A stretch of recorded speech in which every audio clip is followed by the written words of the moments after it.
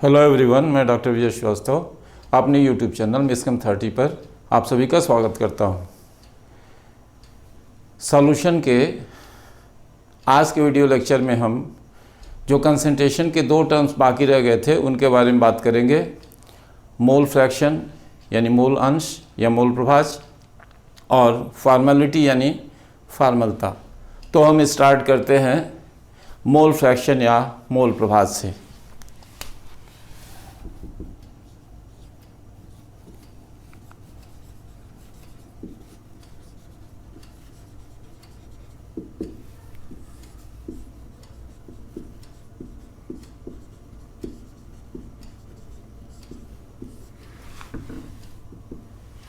इसे डिफाइन करेंगे तो हम कह सकते हैं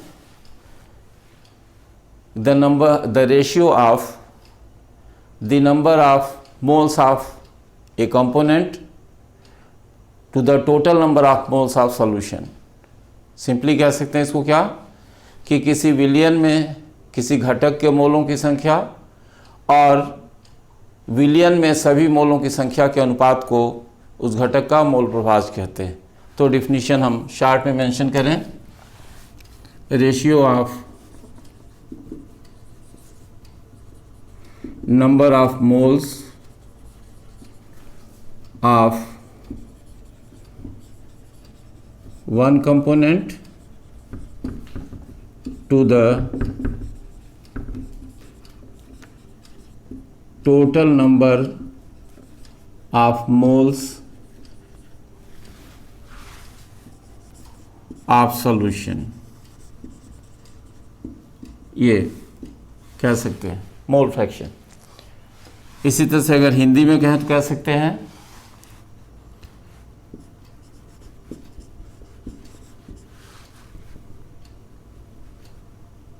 विलियन में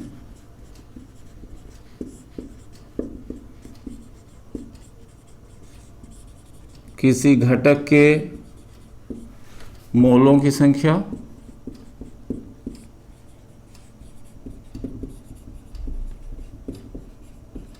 तथा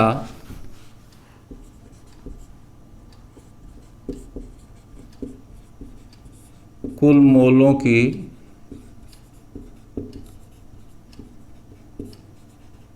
संख्या का अनुपात, ये जो होगा उस घटक का मोल प्रभाज हो जाएगा। तो मोल फ्रैक्शन को रिप्रेजेंट किससे करते हैं? इसका रिप्रेजेंटेशन करते हैं काई से। प्रोनाउंसिएशन KI लिखते हैं और स्पेलिंग के हिसाब से CHI। तो काई से रिप्रेजेंट करते हैं। तो ये रेशियो है, यानी कोई यूनिट नहीं होगी इसकी। तो अब थोड़ा सा हम मान लें कि बाइनरी सॉल्यूशन की बात करें, द्विअंगी विलयन की, तो कह सकते हैं कि let a binary solution has two components A and B। मतलब कहने का है कि मान लिया किसी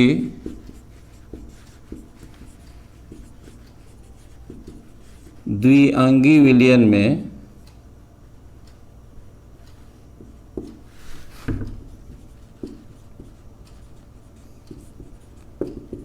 दो घटक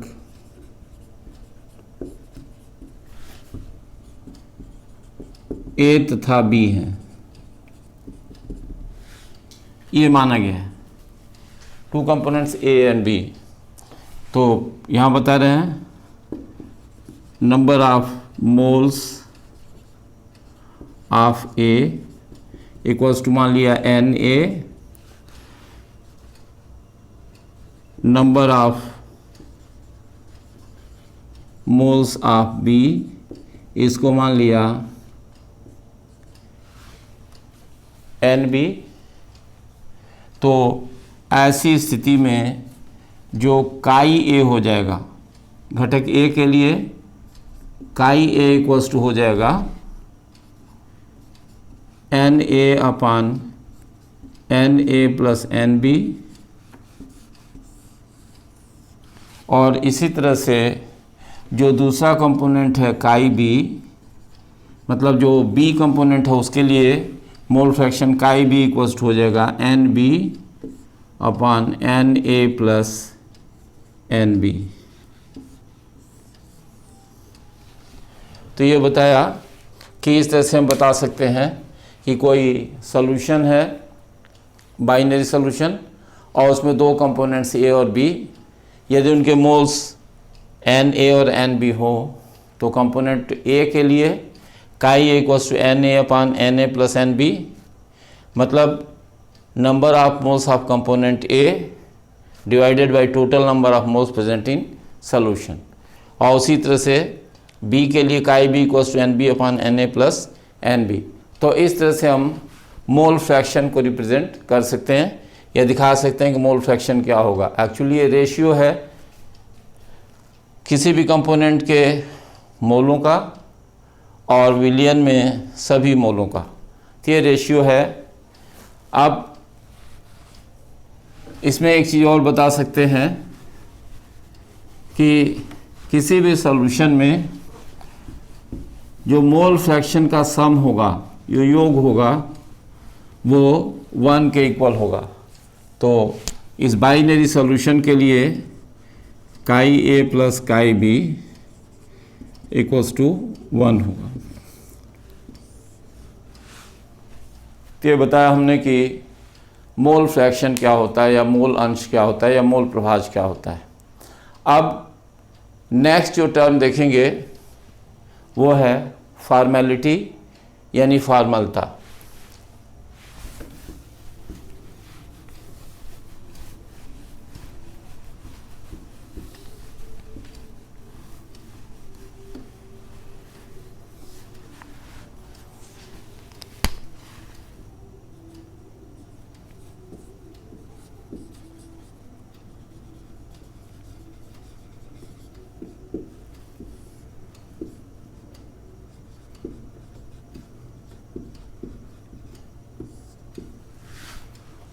इसे F से रिप्रेजेंट करते हैं। तो डिफाइन कैसे करेंगे? किसी विलियन में जो फार्मूला मास होगा उससे को रिलेट करके डिफाइन करेंगे इसको। अब देखिए डिफाइन कैसे करेंगे इसको, कि किसी विलियन के 1 लीटर में उपस्थित विलेय के ग्राम सूत्र भारों की संख्या उस विलियन की फॉर्मलता कहलाती है। यानी number of moles of number of gram formula mass of A solute present in 1 litre of solution. यानी कह रहे हैं, इसको कैसे डिफाइन कर रहे हैं,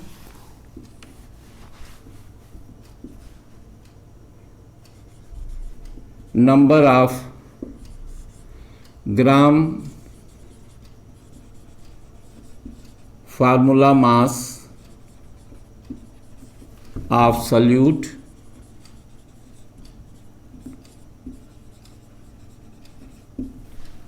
present in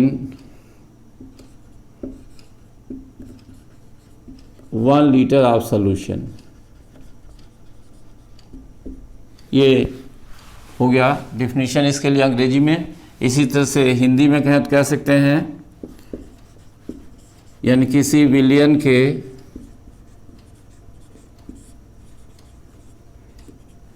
एक लीटर में उपस्थित विलेय के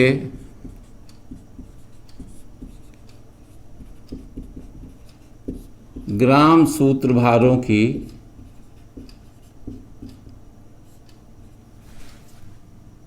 ग्राम सूत्रभारों की संख्या। ये इसकी फॉर्मेलिटी हो गई, यानी फॉर्मेलिटी लिखें अगर एक्सप्रेशन के हिसाब से, तो फॉर्मेलिटी F इक्वल्स टू हो जाएगा नंबर ऑफ ग्राम फार्मूला मास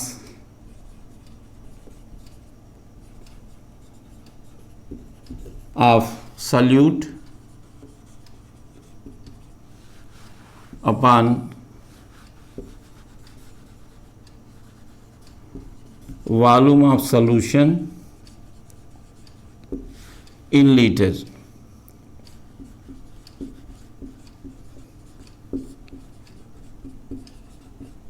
यानी ये कह रहे हैं नीचे विलियन का आयतन और ये लीटर में हो गया, इन लीटर, और यहाँ क्या हो गया, विलेय के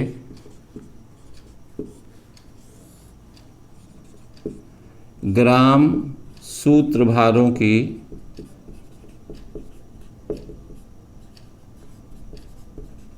संख्या। तो ये बता दिया विलेय के ग्राम सूत्रभारों की संख्या। ये जो होता वो फॉर्मेलिटी हो गई सॉल्यूशन की। और ये ग्राम सूत्रभार निकलेगा कैसे, तो कह सकते हैं कि gram number of gram formula mass, ये होगा क्या, mass of solute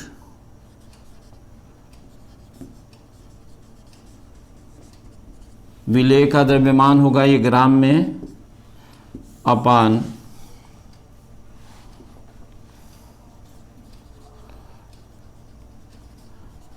formula mass of solute.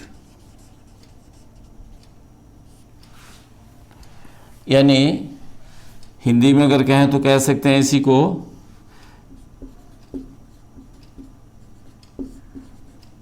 कि विलेय का भार ये ग्राम में बटे विलेय का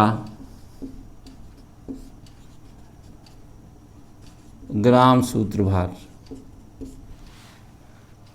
विलेय का सूत्रभार सॉरी। तो ये इस तरह से हम निकाल सकते हैं फॉर्मेलिटी। अब यहाँ एक चीज़ बताएं कि फॉर्मेलिटी यूज़ कहाँ करते हैं, ये टर्म कहाँ प्रयोग करते हैं। हम ऐसे सल्यूट के लिए या ऐसे सल्यूट या विलेय के विलियन के लिए इसका यूज़ करेंगे जहाँ मॉलिक्यूल्स नहीं होते, मतलब कि जो आयनिक कंपाउंड्स हैं, आयनिक यौगिक हैं, उनका सॉल्यूशन अगर हम बनाएं तो उनके सॉल्यूशन के लिए हम फॉर्मेलिटी टर्म का प्रयोग करते हैं या फॉर्मूलता का प्रयोग करते हैं। अगर जो फार्मूला मास है वो मॉलिक्यूलर मास के इक्वल हो जाए तो फॉर्मेलिटी और मोलरिटी दोनों सेम हो जाते हैं। तो हमने आपको बताया कि फार्मूला मास क्या है और फॉर्मेलिटी क्या होती है।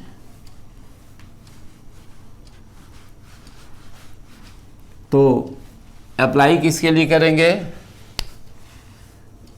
कह रहे हैं for ionic compounds.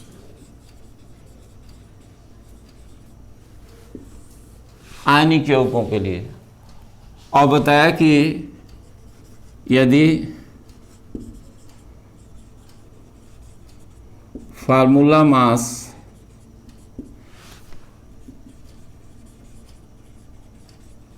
Molecular mass के इक्वल हो जाए तो ऐसी स्थिति में जो फॉर्मेलिटी होगी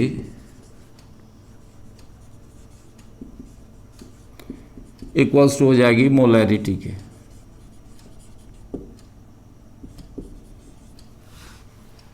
और आयनिक कंपाउंड्स के लिए जो मोल होता है, जो टर्म मोल है मोल की जगह पर हम फार्मोल यूज़ करते हैं। आयनिक कंपाउंड्स में फार्मोल और बाकी कंपाउंड्स जो आयनिक नहीं होते उनके लिए मोल टर्म यूज़ किया जाता है। तो ये हमने आपको बताया कि फॉर्मेलिटी क्या होती है। अब देखते हैं कुछ इम्पॉर्टेंट रिलेशंस जो कि इस कंसंट्रेशन एक्सप्रेशन से रिलेटेड हैं और उनकी सहायता से जो वॉल्यूमेट्री कैलकुलेशंस होते हैं यानी आयतनी गणनाएं होती हैं बहुत इजी हो जाती हैं। तो हम बता रहे हैं आपको इम्पॉर्टेंट रिलेशंस।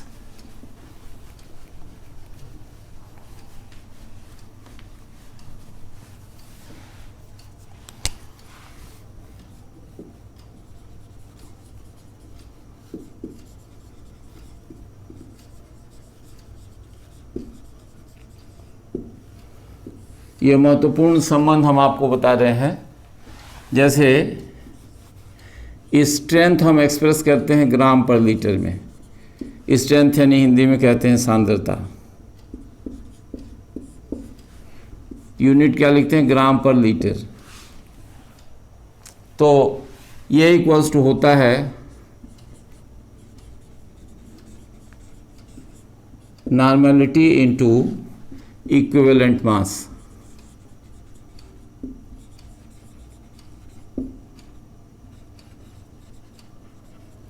नॉर्मेलिटी यानी नॉर्मलता और ये हो गया तुल्यांकी भार। तो ये सांद्रता बराबर होता है नॉर्मलता गुणे तुल्यांकी भार के। एक इम्पॉर्टेंट रिलेशन ये होता है। दूसरा इम्पॉर्टेंट रिलेशन है कि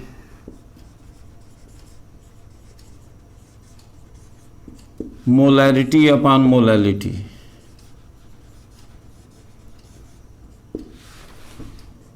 equals to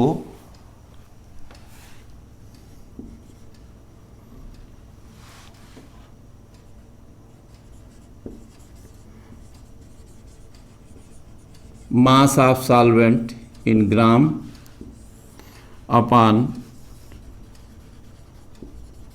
volume of solution in ml। ये रिलेशन आप देख सकते हैं। मोलरता बटे मोललता बराबर हो गया विलायक का द्रव्यमान ग्राम में बटे विलयन का आयतन ml में। तो एक रिलेशन ये होता है। तो ये हमने एक रिलेशन आपको बताया। ये दूसरा रिलेशन ये बताया आपको। तीसरा रिलेशन हम देख सकते हैं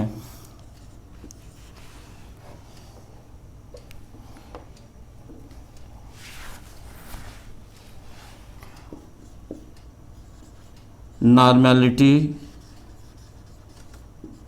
equals to n into molarity. अगर मोलैरिटी मालूम है तो हम नॉर्मेलिटी फाइंड आउट कर सकते हैं सॉल्यूशन की। जहां n क्या है?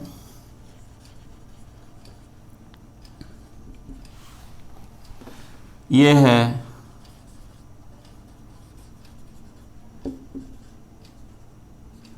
मॉलिक्यूलर मास अपॉन इक्विवेलेंट मास।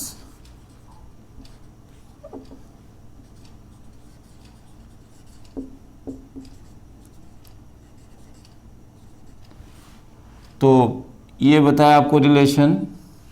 ये सॉल्यूट के लिए होता है where n equals to molecular mass of solute upon equivalent mass of solute. तो इससे n निकल जाता है और सॉल्यूशन की अगर मोलैरिटी पता है तो हम नॉर्मेलिटी निकाल सकते हैं और नॉर्मेलिटी पता है तो हम मोलैरिटी फाइंड आउट कर सकते हैं। तो ये तीन इंपॉर्टेंट रिलेशंस हमने बताया। ये तीनों इंपॉर्टेंट रिलेशंस आप नोट कर लीजिए या इसका स्क्रीनशॉट ले लीजिए। कुछ और भी रिलेशंस हम आपको बताएं।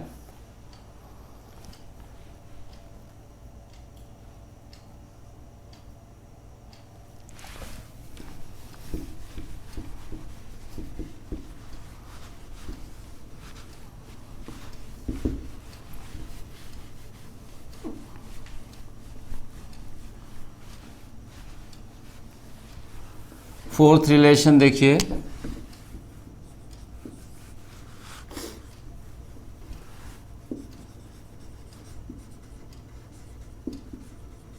मोलैलिटी और मोलैरिटी में, मोलैलिटी इक्वल्स टू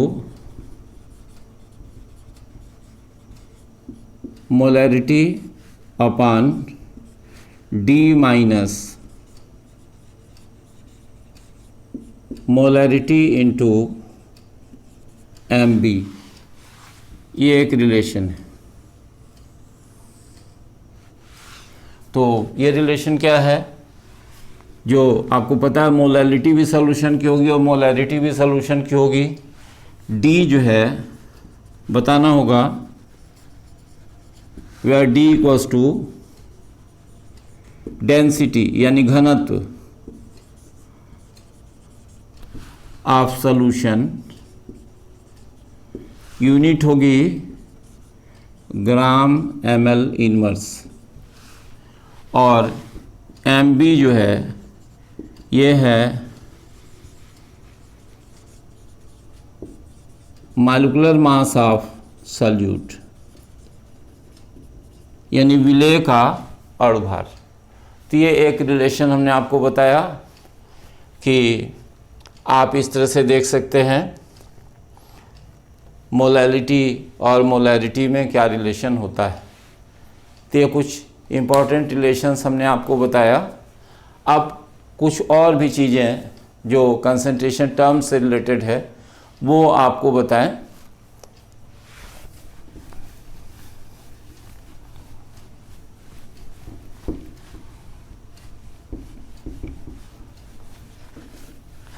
ये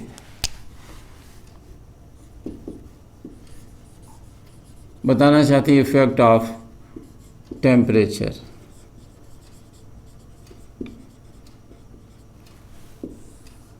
तो टेम्परेचर का ये जो कंसंट्रेशन टर्म्स हैं इन पर क्या इफ़ेक्ट पड़ता है। तो कुछ टर्म्स ऐसे हैं कंसंट्रेशन के जो टेम्परेचर डिपेंडेंट होते हैं और कुछ टर्म्स ऐसे होते हैं जो टेम्परेचर इंडिपेंडेंट होते हैं। कुछ इंपॉर्टेंट टर्म्स के बारे में बात करते हैं। पहले हम बताते हैं टेम्परेचर इंडिपेंडेंट,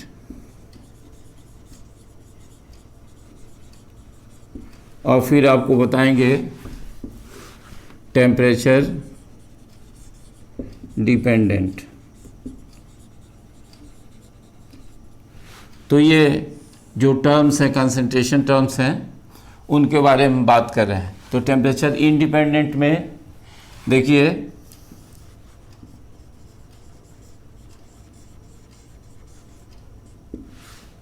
मोलैलिटी, मोलैलिटी जो होती है टेम्परेचर पर डिपेंड नहीं करती है।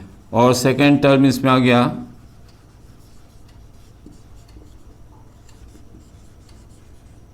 Mole fraction. ये दोनों टर्म्स जो होते हैं टेम्परेचर इंडिपेंडेंट होते हैं, जबकि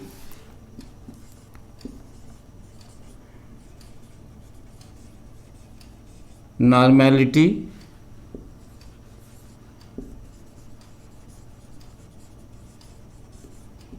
मोलैरिटी और ये फॉर्मेलिटी ये टेम्परेचर डिपेंडेंट टर्म्स हैं, इसलिए कि इन सभी टर्म्स में वॉल्यूम टर्म यूज होता है। इन सभी कंसंट्रेशन टर्म्स में वॉल्यूम आप यूनिट मेंशन करके देखिए। नॉर्मलिटी में नंबर ऑफ ये ग्राम इक्विवेलेंट्स है पर लीटर, ये number of moles per litre, यहाँ number of gram formula mass per litre. तो वॉल्यूम टर्म सब में यूज हो रहा है। और आपको बताएं कि volume is a function of temperature. Volume जो होता है टेम्परेचर पर डिपेंड करता है, इसलिए टेम्परेचर वेरी करने पर वॉल्यूम चेंज हो जाता है, जिसके कारण ये कंसंट्रेशन टर्म्स जो हैं इनकी वैल्यू जो होती हैं वो चेंज हो जाती हैं।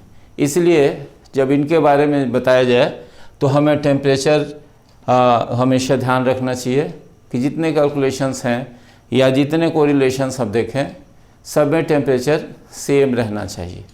तो ये बताया आपको कि टेम्परेचर का इफ़ेक्ट किन किन ये कंसंट्रेशन टर्म्स पर पड़ता है और किन पर नहीं पड़ता है। अब बात करेंगे हम कुछ और इम्पोर्टेंट पॉइंट्स की।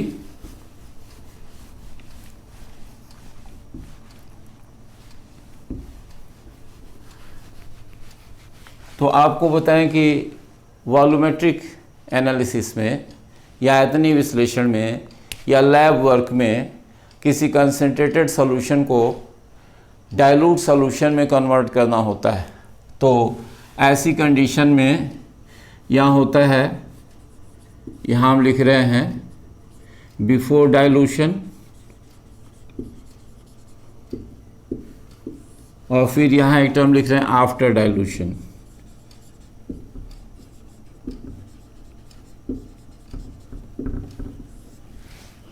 तो ये बिफोर डाइल्यूशन M1V1 और आफ्टर डाइल्यूशन M2V2। माने एक सॉल्यूशन है, उसकी मोलैरिटी डाइल्यूशन के पहले M1 है और उसका वॉल्यूम जो था अगर V1 है, और डाइल्यूशन के बाद उसकी मोलैरिटी M2 हो गई और वॉल्यूम V2 हो गया, तो जो प्रोडक्ट होगा M1V1 इक्वल्स हो जाएगा M2V2 के। और फिर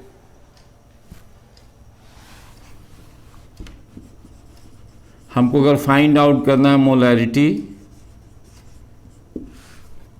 ऑफ